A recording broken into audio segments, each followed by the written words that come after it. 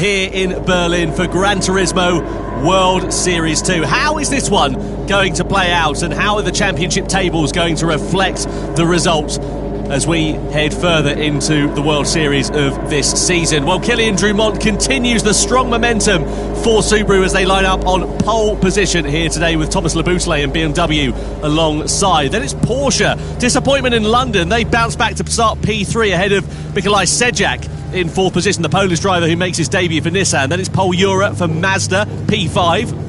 Valerio Gallo in the Honda NSX is sixth on the grid. Lucas Binelli lines up P7 for Mercedes AMG, and Al Flair with the Saudi Arabian driver for Toyota, P8. De Bruyne lines up P9, and then you've got Giorgio Mangino in 10th position for Lexus. João Jesus for Ferrari in 11th position, and Jay Murphy, the McLaren driver. A lot of support for him here tonight. And now, of course, our first look at the tyre strategies for the first time. Now, we can see the top two, Drumont and Laboutelle, they've started on the soft combative tyre, which to me indicates that they're going to try and make a break early. Well, yeah, I mean, we've seen the pace from Drumont in qualifying, and of course Laboutelle, both very quick over a single lap. Last thing they want to do is ruin the ability to run that pace by running in a pack. So, yeah, go for soft tyre. I'm surprised to see Sejak there running the hard tyre in P4. So he will be basically in the way of all the medium runners behind, but the longer he can keep them there, the better for his race. So definitely some strategy in those tyre calls already. Yeah, it seems like he's sort of trying to go ugly early, as it were. Get those hard tyres out of the way as soon as he possibly can. Hold the pack up while they're all quite close behind, and see whether he can use that to his advantage.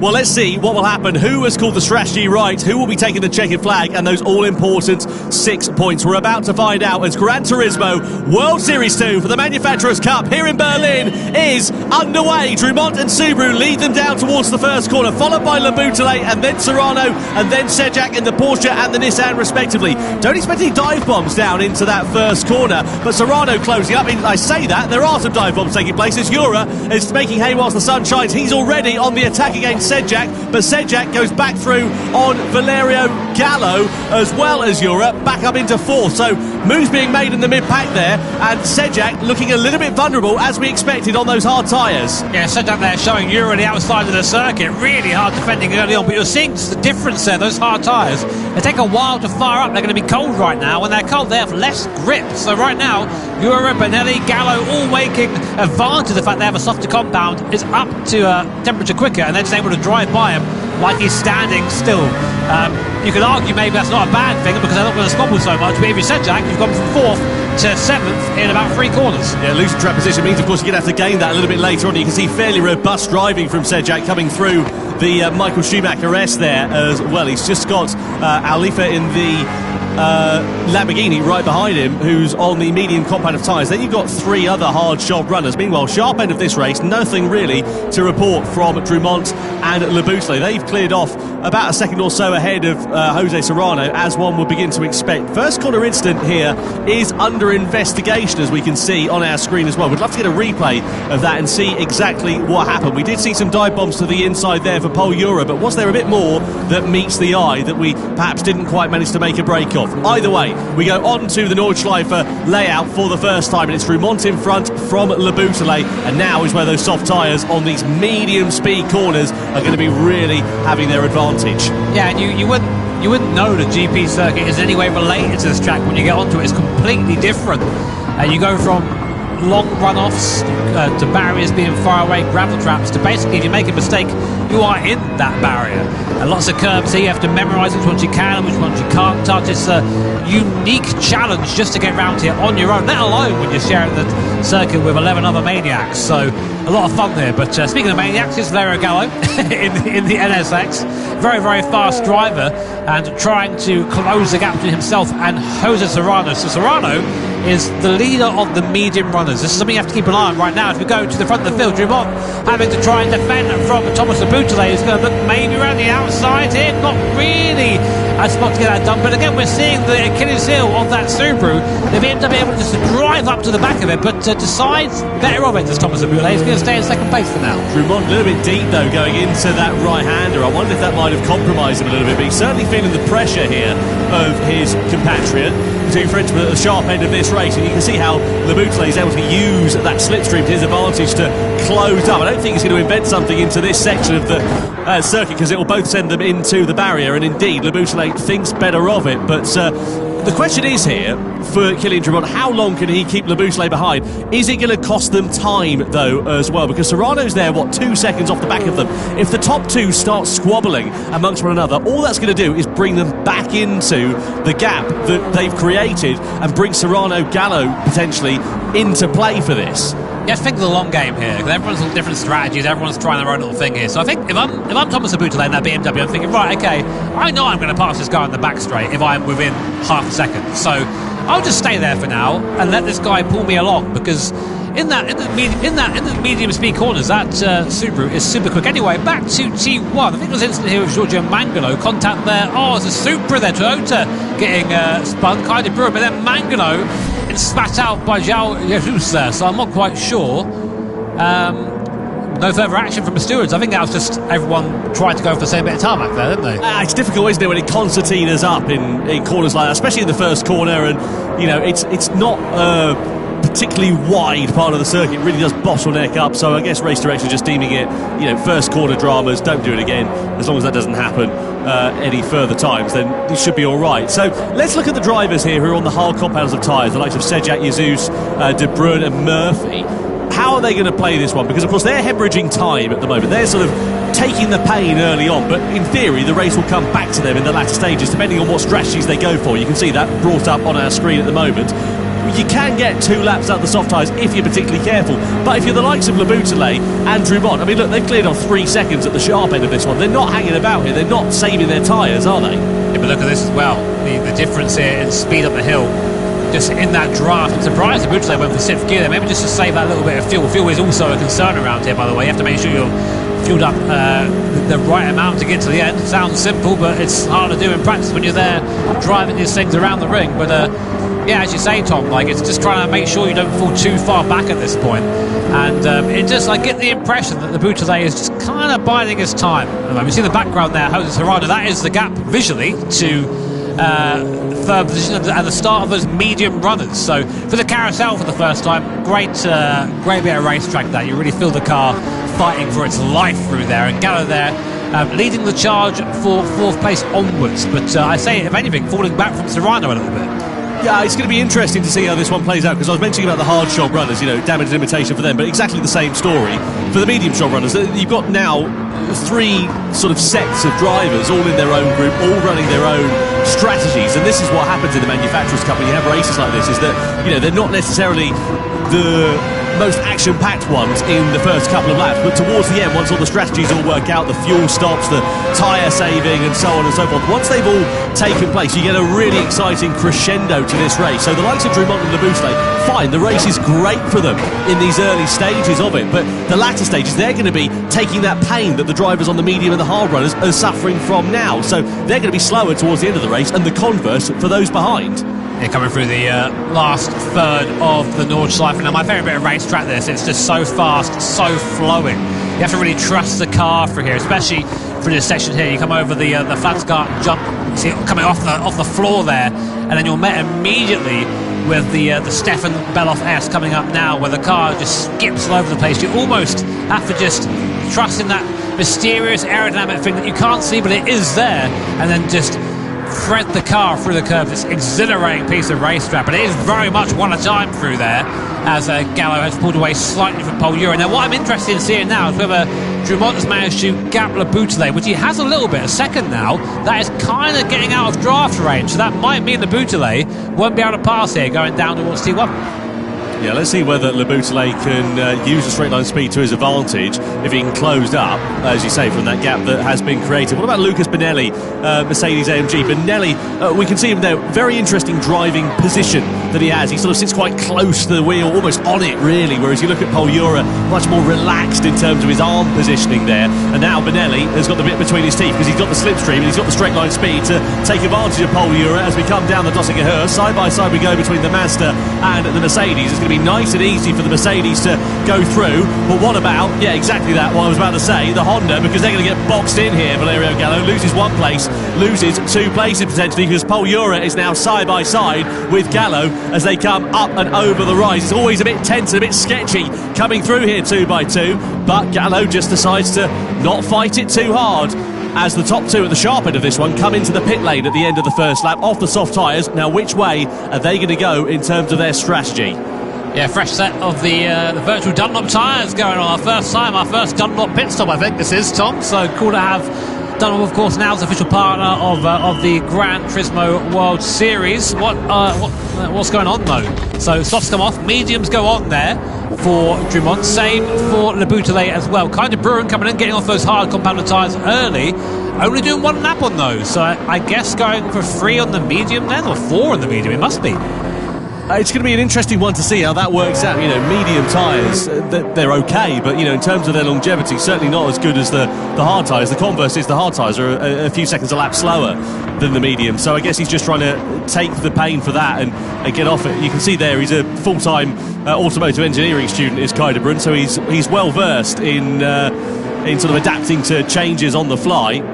And let's see whether that's one that will pay off for the Dutchman, who, of course, as we know, is still seeking his first podium in the Gran Turismo World Series. Meanwhile, sharp end of this race is now occupied by Jose Serrano, who's in the lead. Lucas Benelli, who, of course, we saw getting ahead of Ura and Gallo down the Dossinger Höhe at the end of the last lap, now sits in second in the Mercedes-AMG. Ura's into third. Gallo's here just keeping a watching brief in fourth place.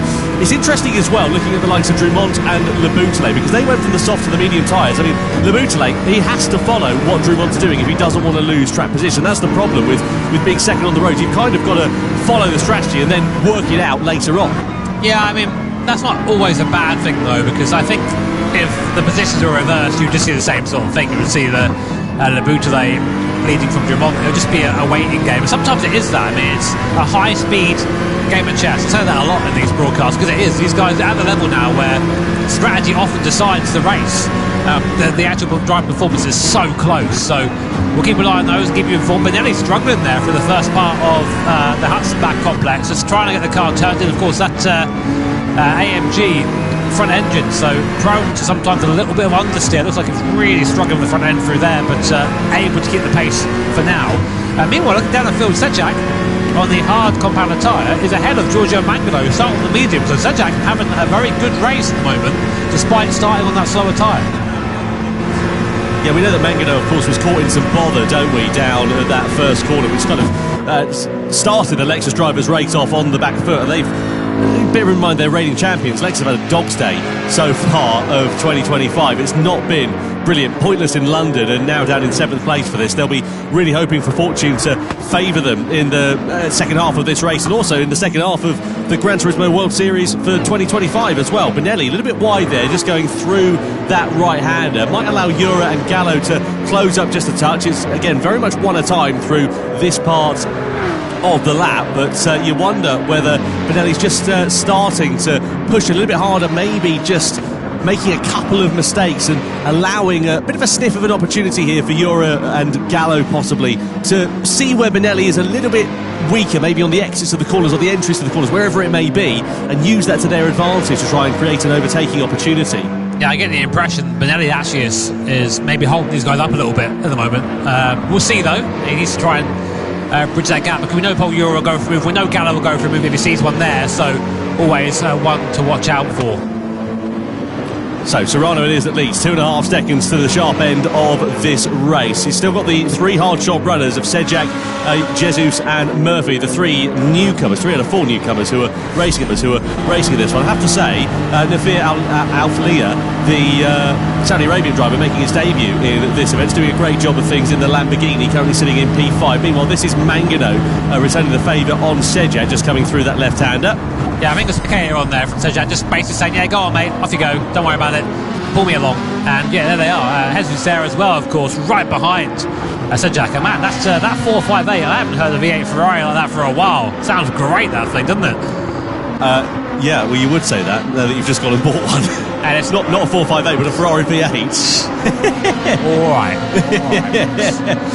No, it's a cracking sounding car. Rest of 9,000 RPM out of the box, that car. It's the last naturally aspirated V8 Ferrari ever made, and probably likely to have ever been made as well, with Jesus behind the wheel, piloting it in 8th position. Meanwhile, 2nd, 3rd and 4th still running nose to tail with one another. Benelli ahead of Jura, ahead of Valerio Gallo as they come over the rise. So all pretty steady at the sharp end of this one, but Serrano doing a good job of having built a gap actually to the trio of drivers. I say fairly steady because Jura is now on the attack against Benelli as they go side by side, and the door is going to open in for Gallo. There's a bit of contact in the mid part of that right-hander there as Benelli just sort of almost they merged into one. The upshot is the Brazilian driver drops 2 places.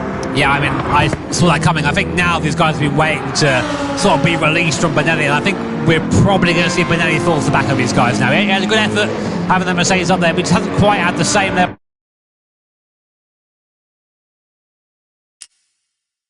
of precision and pace as these guys early on. So keep an eye on Paul Jura, keep an eye on Valerio Gallo to go through the carousel for the second time. Still more than half of this race left, so a lot can happen at this point. A lot of pit stops still to come as well.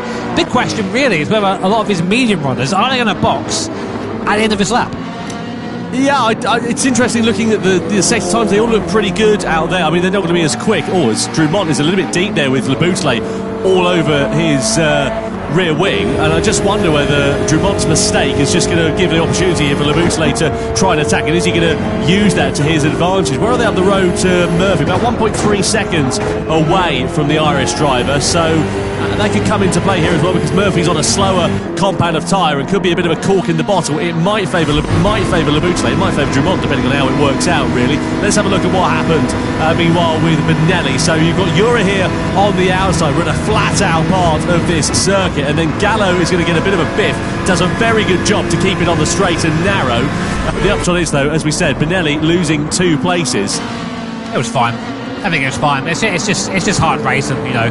They both came out okay, and I think that, yeah, no further action from my point of view anyway. But I'm not a steward as much as I try to be. Oh, Drumont on the inside there of Jay Murphy, and now this is important here for Thomas Laboutelet as well. He needs to get ahead of the Irish driver in that McLaren as soon as he possibly can, because all the time he's stuck behind him, he's losing track position, losing time that he's then going to have to gain back up later on in the race. And is Murphy going to have anything to do with defending it? He is. He sort of parks the car on the apex there, denies an opportunity for Laboutelet. So this is music to the ears of Kylian Drumont. Side by side they go. Laboutelet's got the inside line and surely will now finally take the position, but you know, he's lost about a second or so in relation to his compatriots. Yeah, that is going to be huge for the BMW's race there, because now they've lost that slipstream, they've lost that toe, and will he be able to get it back again? We know that Laboutelet has pace in that BMW, but has he got enough to claw back the gap to Kylian Drumont? This is the best pace for him down the straight here. That BMW does have legs, the Subaru does not. So let's see. But Drumont already now coming up to the back of the guys who haven't pitted so far. Oh, but Benelli back past Gallo. Yep, so Benelli on the attack against Valerio Gallo, coming down the Dossinger Her then. So the two medium shod runners still squabbling for position. The Mercedes is ahead for now, but what about Gallo in that Honda NSX? He's going to try and retaliate at the end as we come through the fast left hand, and we've already seen side-by-side action between these two. It just about stayed clean last time. This time, Benelli is able to hold firm ahead of the Italian as Serrano then comes into the pits from the lead of the race. Are the other medium shod runners all coming in? Looks like they are, aside from Valerio Gallo. He's decided to go for another lap. Yeah, interestingly, I think that this is where the strategies are going to start to diverge, and I think Knife Alfala doing the same thing as well, also going for the So this is interesting actually, because we were talking about this to Mikael Hizau yesterday, who is very much involved as part of balancing the performance of these cars, and he was saying that the mid-engined rear-wheel drive cars, i.e. the Honda NSX, the Lamborghini, etc., they're a bit easier on their tyres compared to the front-engine cars like the Mercedes, like the BMW, for example, so, like the Lexus. So maybe they're using that mid-engine layout and they've just got a bit more tyre life in their pocket compared to their competitors, and that's what is giving them the comfort to carry on. Yeah, but the downside to running those mid-engine cars is they're a bit nicer on turn and they rotate better, but of course that means they're a bit more sketchy. They tend to wear the rears a bit quicker as well. So Gallo might be leading right now, but he's going to have a car that's going to be handling. It's going to be pretty tricky getting this thing around at pace on on these worn medium tyres. But Gallo, we know, he's a very quick, very capable driver, our 2021 Nations Cup champion, of course. But as you say, yet to taste success in the Manufacturers' Cup.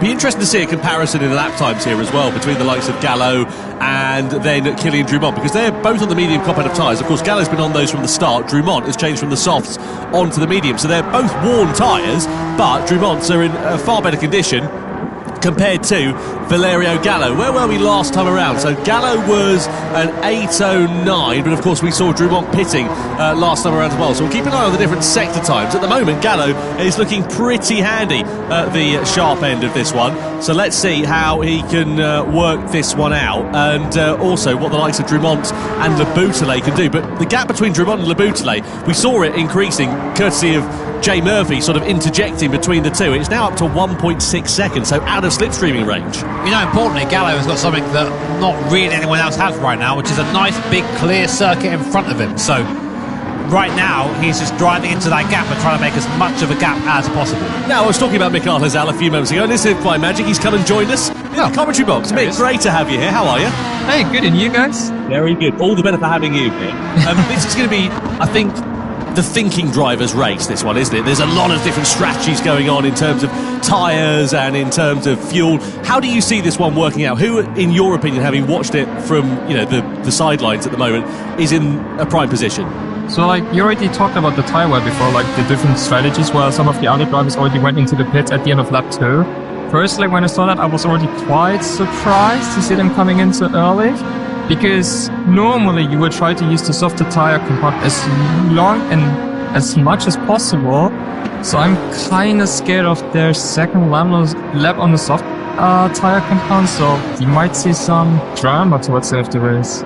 So this So this is for the drivers that pitted and they're on the medium tyres at the moment. They're going to do 2 laps on the hard. Let's have a look here. This is what cost Laboutelet ultimately against Jay Murphy. Murphy doing his own race, entitled to be in that position, but Laboutelet of course has now hemorrhaged time to Drummond, and that's a big gap that he's now going to make. Yeah, but I think in those moments, like, if you're Jay Murphy, you know you're going to get passed by that guy. There's no point fighting, and you both cost each other time at that point. So I mean, as you say, definitely his own race, but he just cost himself time in the end. But I mean, Mick, of course, you've driven here tons of times. Virtually, you know these cars inside out. What would you say is the key factor to getting around here quickly and in one piece? I mean, all these different guys, different machinery as well. So I think the biggest factor for this track is confidence. If you don't have the confidence to use the curbs or like to know your car well around the circuit, then you're automatically going to end up losing a lot of time here. And we are already talking about the longest circuit in the world. So obviously there are a few cars on the track which are like easy to drive compared to a few other cars here, such as the Honda and the Ferrari, in my opinion, are a bit harder to drive than some of the other FR cars out there. But nevertheless, we are talking about the best drivers here in the world, and usually I also expect them to have like a lot of confidence in their own car. So we have Kylian Drummond now in the Subaru going up the inside of Giorgio Mangano, just lets him through there. As I said before, just making sure to lose as little time as possible. And with Valerio Gallo, he's gone for that third lap of the medium tyres. They're pretty worn right now. That car's mid-engine. What can he be expecting handling-wise now for the second half of this lap?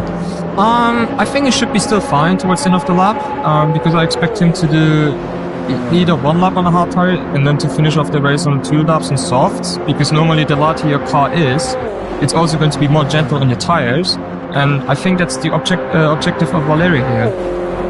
Well, we're talking about the difference between the medium tyres and who's on worn tyres and who's on less worn tyres. Drummond, of course, changed over from the softs at the start of this one over to the medium tyres. He's now, of course, driving like he's left the gas on here, really, isn't he? Because he's up into third place ahead of Giorgio Mangano, and again, that gap between himself and Thomas Laboutelet, I mean, it's not really increased. It's still about 1.5 seconds, relatively speaking, but it's pretty stable between those two at the moment. So be keen to see how quickly Laboutelet is going to be able to dispose of Mangano here, because again, this could cost him time, and ultimately it's going to mean that he's going to have to try and make that time up later on in the race. I'm also a bit scared to see Mangano, due to the tyre life of his medium tyres at the moment. It's going to hold up Thomas Laboutelet from the downhill section onwards, but maybe he can also try to overtake Mangano like Kylian did on Jay Murphy on the previous lap. If he's able to do that, then it's still anything open for the fight for the victory. Well, catching the wrong driver at the wrong time on this circuit, Jimmy, as you well know, is a difficult thing to have to contend with.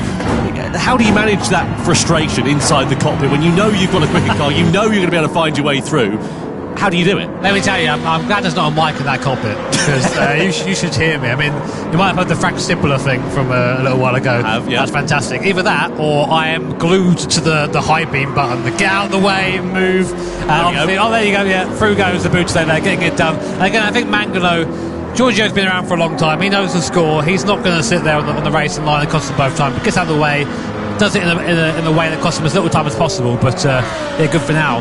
Interestingly, Gallo's gap in the front has gone up now to 7 seconds. It was 4.9 at the start of the lap, but of course he hasn't pitted yet as well. So Drummond and Gallo, the ones to watch right now, I think, as well as Laboutelet also has taken his pit stop. So, how's this one going to play out? Because, of course, Drummond and Laboutelet, they're going to be on the hard tyres for the closing stages of this race, whereas the likes of Valerio Gallo, what did he started on the medium, he's on the medium, so he's going to run the softs and the hards. The drivers that have run the hards at the moment, you've got Serrano, Ura and Benelli, so they're sort of taking the pain now in this middle stint of the race, hoping that, of course, when they get into the latter stage of it, that they're going to be able to just, drive through and wait for the seats to part, essentially. That's true, but I think because of them only using the medium tyres for 2 laps only, I see they want to use the soft tyre compound for 2 laps as well. I'm just a little bit scared to see that the end of the second lap is going to be so, I don't want to say bad, but really, really slow for them, so that they can even see the finished lap in the end. So. Oh, look at the closing speed here for Laboutelet on Alflia, then going through. on the Dottinger up into third place then for Thomas Leboutelet. So those are your two effective race leaders here, Drummond and Leboutelet at the moment, though they're in second and third on the road. Of course, Gallo, as we know, still has a pit stop. He makes that pit stop now, goes from the medium tyres. Which way is he going to go in terms of this one? Surely it will be hard tyres for a middle stint and then soft tyres towards the end, or are they going to ignore that strategy and just do something completely different? Let's see how it is going to work out. Either way, Gallo has gone a lap longer than some of his other competitors, and it seems to have made it work okay so far, and he actually goes for the soft tyres, so he's going to have the hard tyres at the end of that one. Is that the way you'd have gone, Mick? Wait, I'm just realizing, Kenya and Thomas started the race on soft tyres, right? Yeah. So did they only do 2 laps on mediums? Let's have a look. They did 3 laps on mediums, according to Okay. one lap on soft tyres, then change up to the medium tyres. Okay, then I was just seeing something wrong. My bad, I apologize. Sorry about it, we've all been there. Like, what are you doing?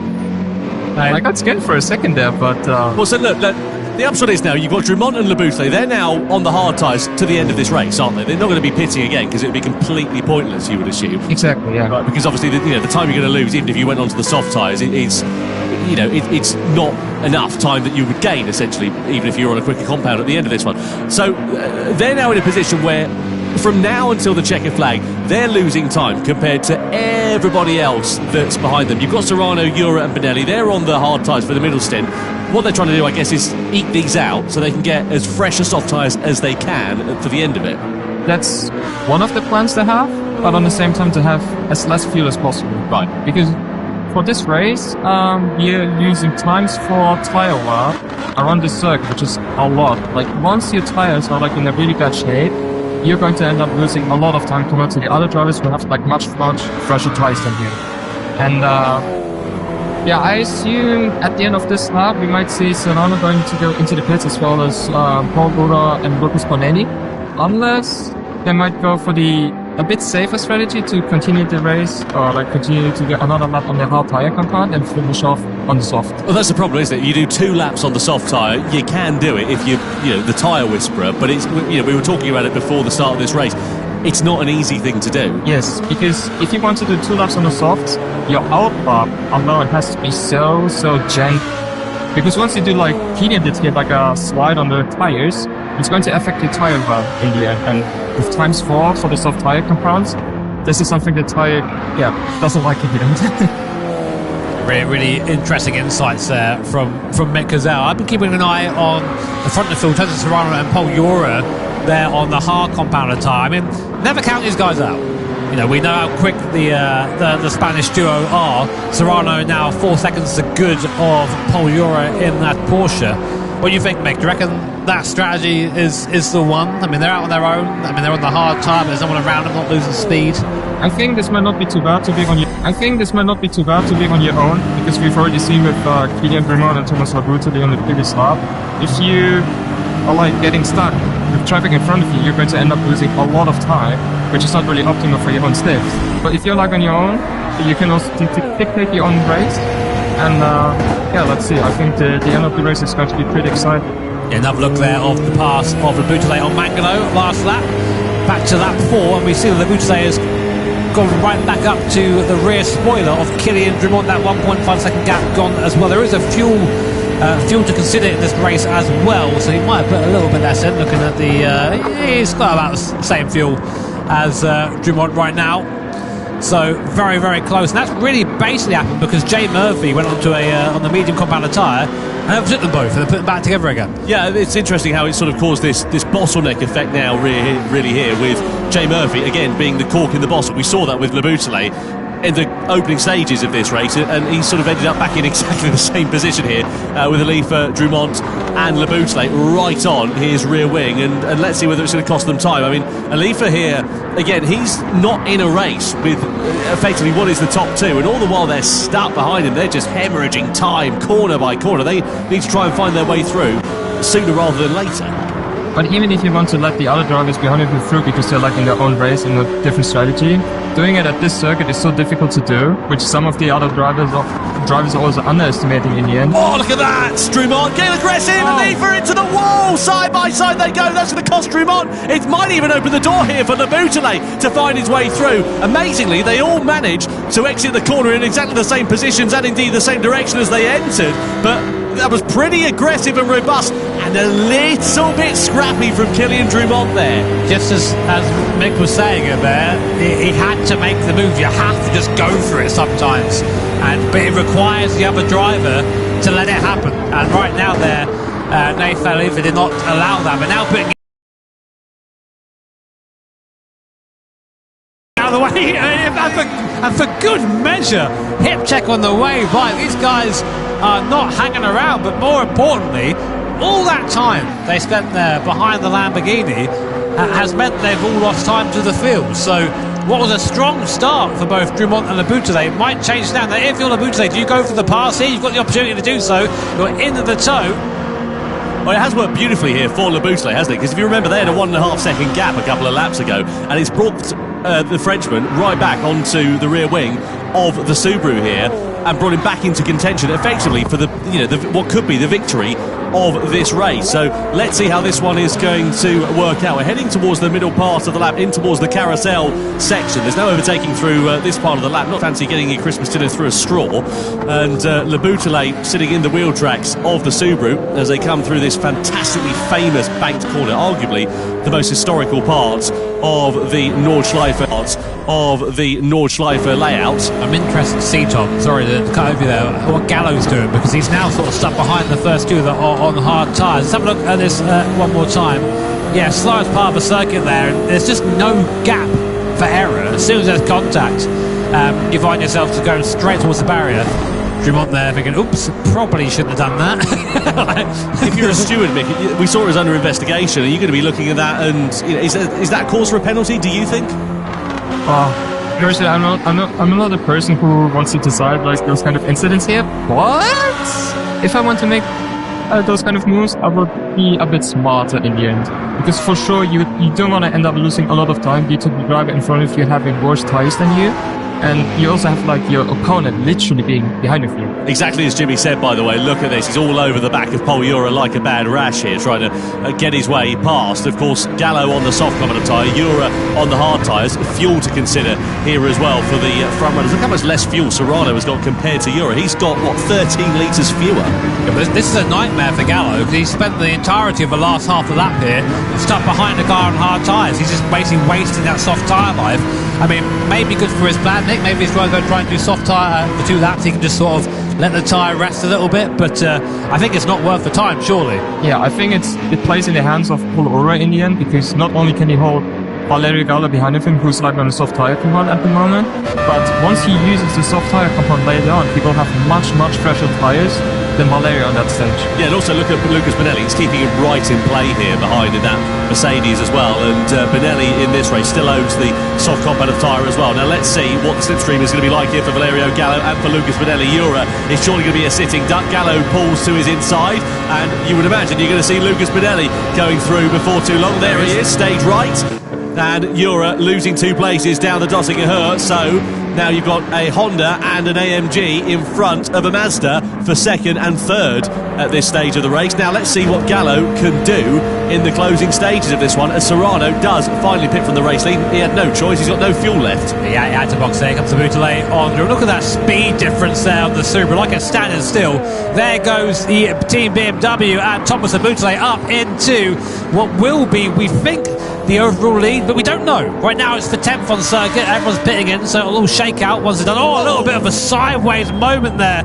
You can see Thomas now really trying to get the hammer down. So Ura then comes into the box, as well as De Bruyne. Serrano's in there as well, and we're going to see a smorgasbord of drivers, I'm sure, going on to the soft compound of tyres for the closing stages of this one, which is, as we know, going to handicap those who are in front.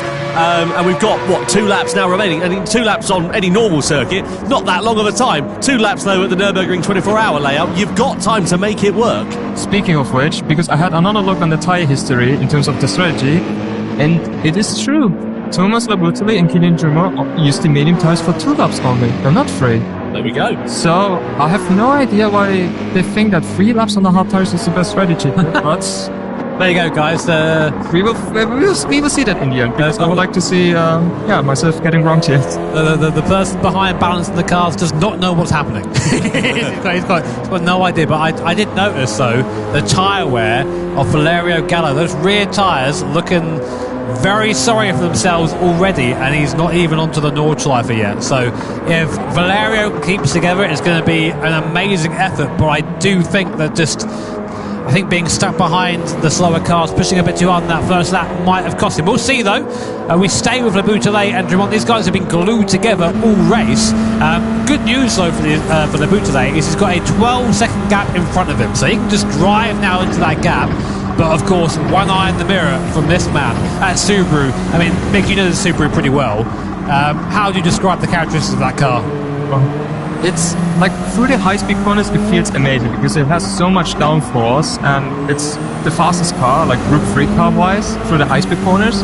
But like here, you can see the way how Kenya uses the gear for the exit of the corners. Like you have this car, like if you want to drive the gears quite well, you have to use like way higher gear in order to use the turbo boost already before exiting out of the corner. So because of that, it's really tricky to extract the most performance out of the gear set. But if somebody can do it, it's Kilian. So what we now need to look at in this race, you've got Le Boutelet in 5th, Drummond in 6th position, but the gap between Serrano, Jura, etc., all behind. So the gap is what? 6.8 seconds. Keep an eye on that over the remaining 2 laps now of this race, because that is the effective battle for the race lead. From 1st to 4th, they've still got they owe another pit stop, and once they come into the pits, the lost time means that they're going to drop back into the mid-pack. Where that is remains to be seen, but for the overall victory of this race, you've got 2 hard job runners of Le Boutelet and Drummond, and then you've got a plethora of soft runners all behind who are going to be, I'm sure, nipping at their heels. No, interesting. One of those drivers, one of our new drivers, Sejak, right now in 3rd place.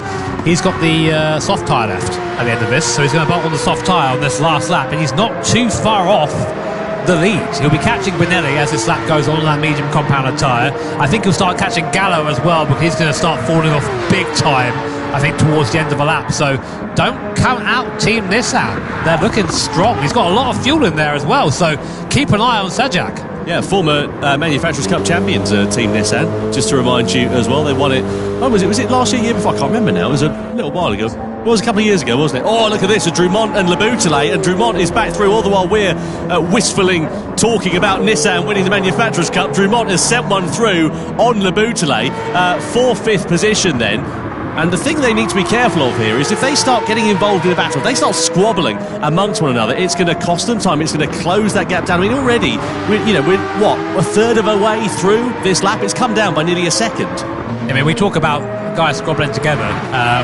This doesn't happen with these guys, Serrano and Jura.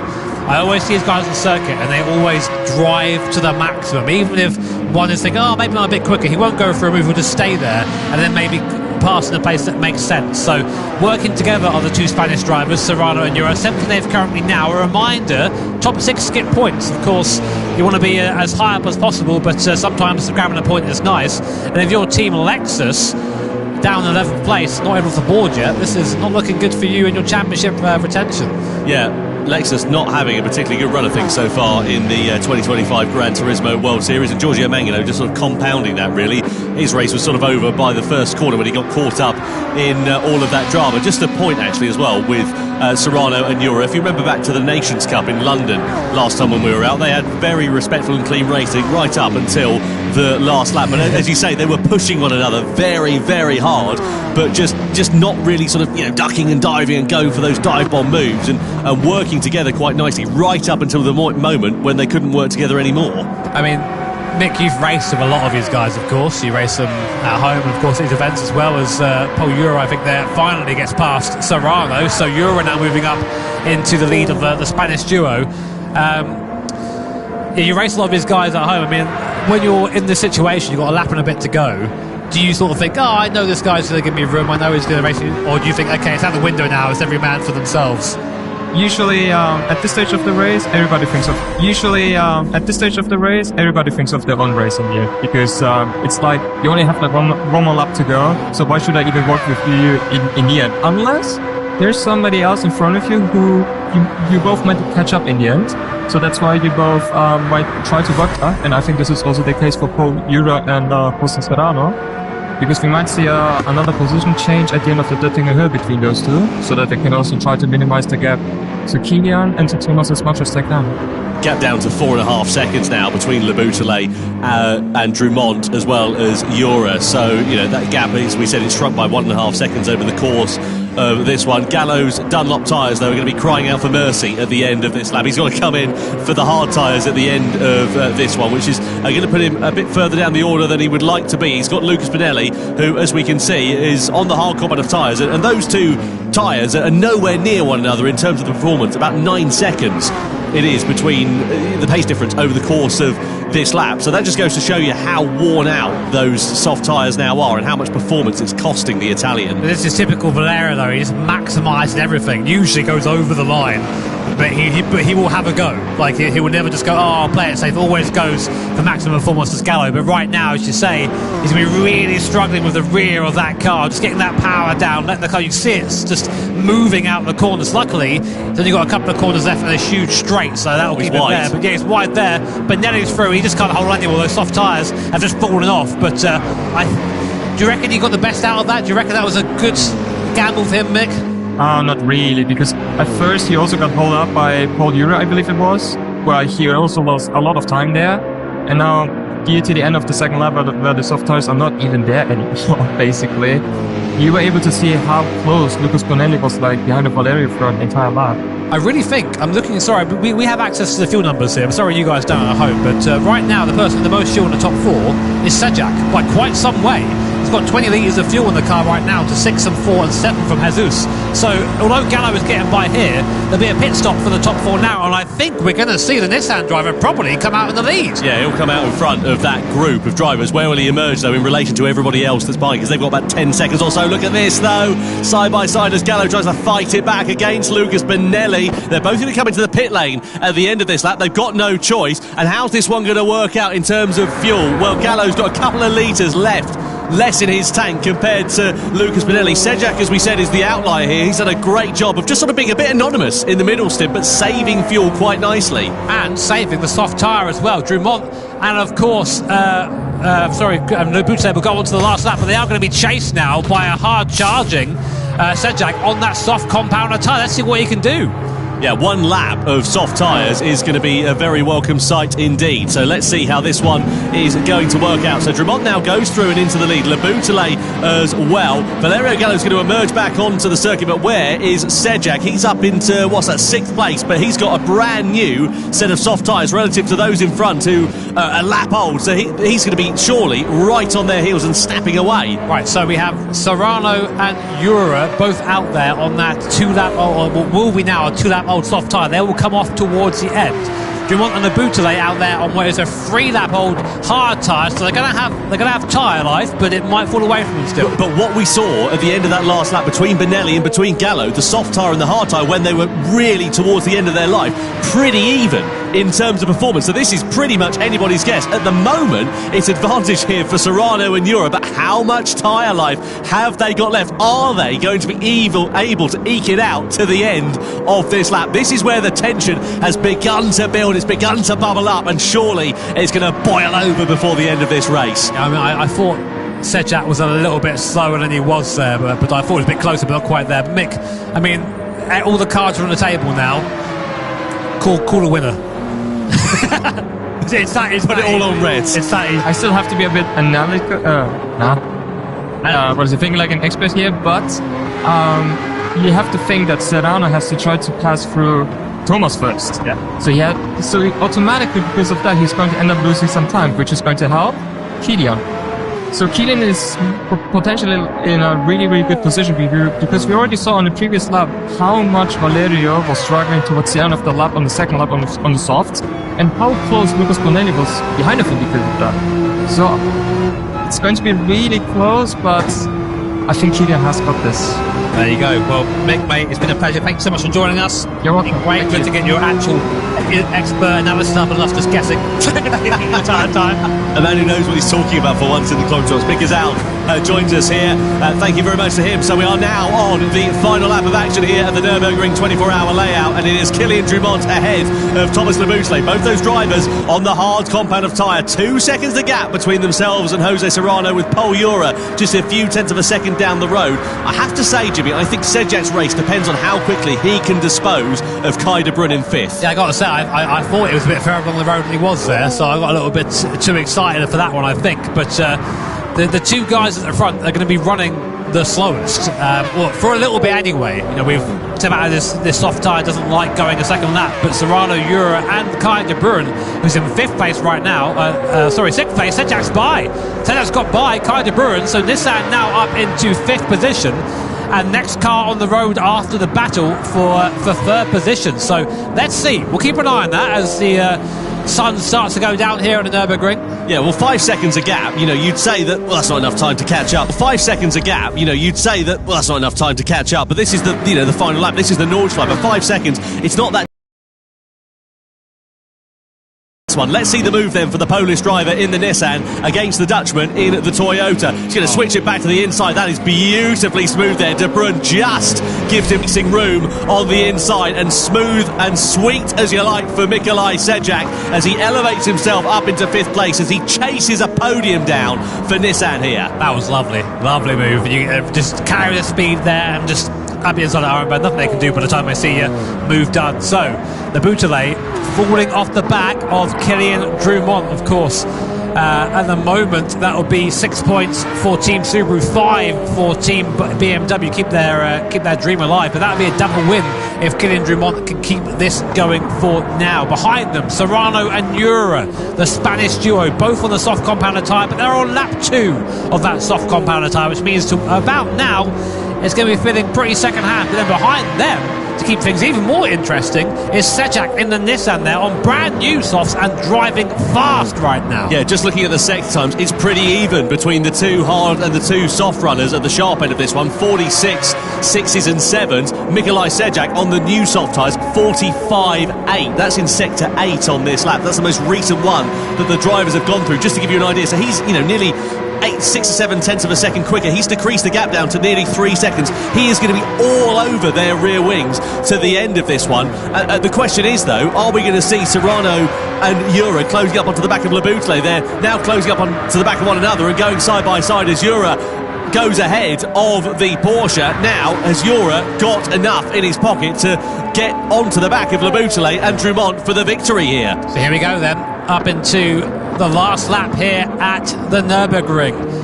Into the night, lights illuminating the green Hell. Kilian Drumont there, spit of flame from the exhaust from the BRZ. It's been a great drive from both of these drivers. Both Subaru and BMW have knocked it out of the park in terms of consistency, but now they're on that slower tyre, the hard tyre. It lasts a long time, but it's not fast. And Ura and Serrano, I think actually, if anything, the charge has sort of come to a little bit of a halt. They haven't quite got that same speed they had before earlier in the lap.